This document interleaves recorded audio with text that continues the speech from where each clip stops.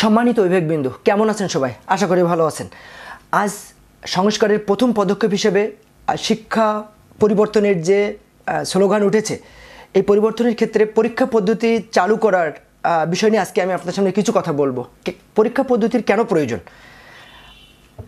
এই পরীক্ষা পদ্ধতির কারণে এখন বর্তমান শিক্ষা ব্যবস্থায় শিক্ষার্থীদের এখন জিজ্ঞাসা করলেই মানে পড়ো না কেন বা পড়তে বসো না কেন বললেই তারা ডিভাইস নির্ভর, মানে তারা মোবাইল দেখে শেখার চিন্তা করে, বা পরীক্ষা তোমার আছে কিনা, বা তুমি এখন কি পড়ছো, বা তোমার কতটুকু শিখতে হচ্ছে, এই শেখার বিষয়টুকু মানে আমাদের সবথেকে গুরুত্বপূর্ণ বিষয় হচ্ছে এটা যে এখন বর্তমান কারিকুলামের শিক্ষার্থীরা কতটুকু শিখছে বা তারা কতটুকু নিতে পারছে। এখন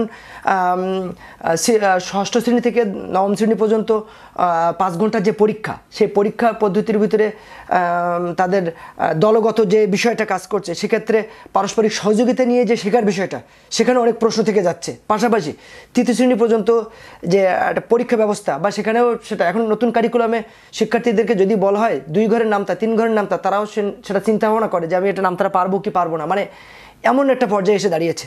আমি এটুকুই বলবো, যদি পরীক্ষা পদ্ধতি আসে সেক্ষেত্রে তাদের কিছু শেখার আগ্রহ থাকবে, তারা টেবিলের সাথে নিজেদেরকে সম্পৃক্ততা করবে। তো এই জায়গাটা মাথায় রেখে আমি মানে এটুকু মানে সবার কাছে আহ্বান করব বা সবার কাছে দাবি জানাবো যে আমাদের পরীক্ষা পদ্ধতি আসলে আমাদের শিক্ষার্থীরা আবার পড়ার টেবিলে আসবে, তারা পড়ার প্রতি আগ্রহী হবে এবং তারা পাঠ্য বইয়ের মূল বিষয়গুলোর উপরে তাদের ভিতরে বিশেষ করে গণিত বা ইংরেজি বা প্রতিটা সাবজেক্টের উপরে তাদের একটা আগ্রহ কাজ করবে। পাশাপাশি যেমন আগে একটা বিষয় ছিল, আমি মানে শিক্ষার্থীদের নিয়ে দীর্ঘ বছর কাজ করছি, সেক্ষেত্রে একটা জিনিস দেখেছি, পরীক্ষা থাকার কারণে তারা পড়ার যে নিজেদের থেকে যে আগ্রহটা তৈরি করে, না থাকার কারণে তারা সেটা থেকে সম্পূর্ণ দূরে। এখন প্রত্যেকটা মা বাবাই জানে যে পড়ার কথা বললেই আমার পরীক্ষা নেই, বা আমি মানে পড়ার প্রতি ইন্সপায়ার তাদের নাই বললেই চলে। পাশাপাশি সকল ভর্তি পরীক্ষা, যেমন ক্যাডেট ভর্তি পরীক্ষা হয় তখন সেটা লিখিত পরীক্ষার মাধ্যমে। ভর্তি পরীক্ষার ক্ষেত্রে মেধা যাচাই কেন প্রয়োজন? আর মেধা যাচাইয়ের প্রয়োজন এ কারণেই যে মানে এমন কিছু স্টুডেন্ট আছে যারা একেবারেই মানে প্রিপেয়ার্ড না, যোগ্য না, অথচ সে কী করছে, সে ভর্তি পরীক্ষায় অংশগ্রহণ করে সে লটারির মাধ্যমে সে হয়ে যাচ্ছে।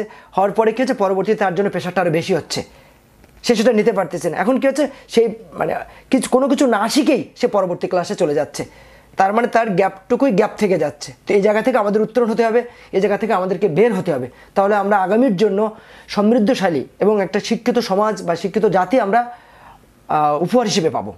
এটা আমি আজকে সবার কাছে আহ্বান জানাবো যে আমরা শিক্ষা ব্যবস্থার ক্ষেত্রে আমূল পরিবর্তনে আমরা যেন সবাই সোচ্চার হই এবং আমরা মানে একসাথে এই স্লোগানটাকেই আমরা সামনে নিয়ে আগাই। আগামীর প্রজন্ম যেন অন্য দেশের সাথে প্রতিযোগিতা করে সামনে আগাতে পারে।